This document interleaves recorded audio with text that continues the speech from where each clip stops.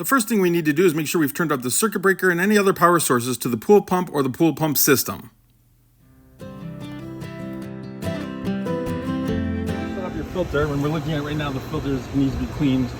We're at our high pressure size on the dial where we can turn it when we set it up when we first turn it on. So we're going to go ahead and take you through the steps to clean a filter for the first time and put it back together. So on this, we're going to release the air valve on the back first to let the pressure out, because we're going to have water all the way up to the top of the tank here. So we have to let that all drain out. So here, go through the tank and through the pipes all the way back through your little filter basket here. Don't open that until all the water is drained out, otherwise you'll get it all over the place. So we'll let that drain. So you can see as the air pressure is coming out now, all the water is starting to go down to see the bubbles. So we'll wait till that drains all the way down. And what we did is we put a black magic marker line so we can remember where we have to turn the lid back on when we're done. So we can line that up. We did that here. And then we also did it over on the drain valve on the back side so that when we open the drain on the bottom, we can measure it, line it back up.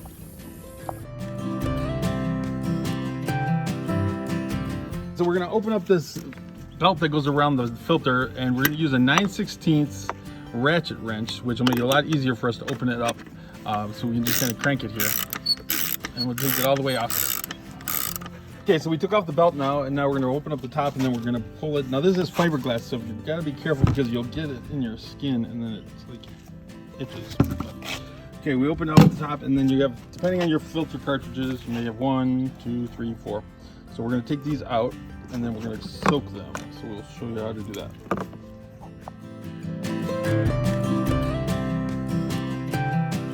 If you have a salt system, now's the perfect time to take the salt cell off, put it in a little container with some muriatic acid, about 25%, and then 75% water, and then let it dissolve the calcium and the mineral buildup.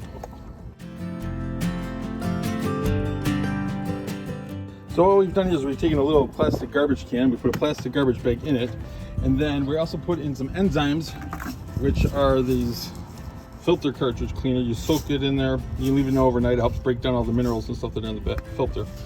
And then we're going to use,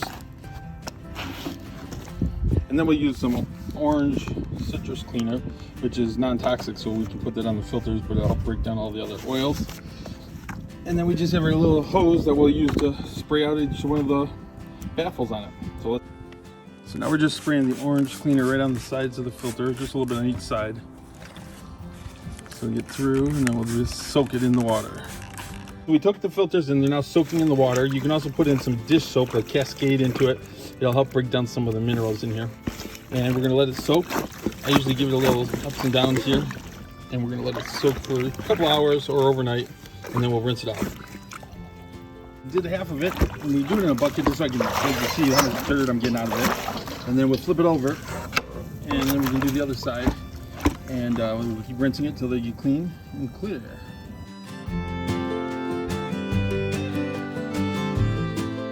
Got the filters cleaned, and now we're getting the inside of it out. We've drained it, so we got clear. Now we're just going to place these back in. They do say top and bottom on them, so we'll make sure that they set in here in each one of them.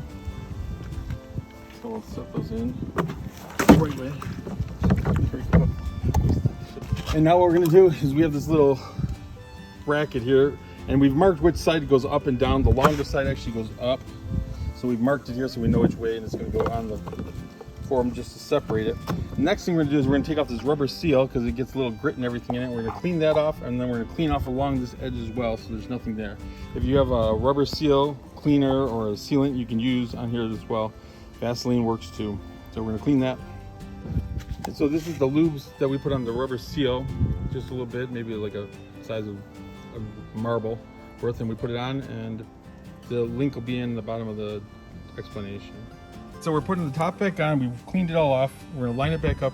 The one thing not to forget is on the back, when you opened up that valve to let the air pressure out when we originally drained it, make sure you close that back up, and then we're gonna put the belt on around the sides here after we line it up. So now we've put the belt back on, put it back to where we had it. We got the top air valve fixed on it, closed. And then the one last thing we're gonna do is over here, we're going to change the pressure valve once we first turn it on and set it back to where it's start position. So let's go ahead and do that. Turn it on here. And it'll take a minute for us to get the prime back up here. Coming back on, so you see the air bubbles are slowly coming out of there in the little first basket. And then we'll see here, we're gonna wait for the pressure until we get all the air out. So we'll open the air valve up here for a second and let out some of the air. If we leave it open too long, the water's gonna come out.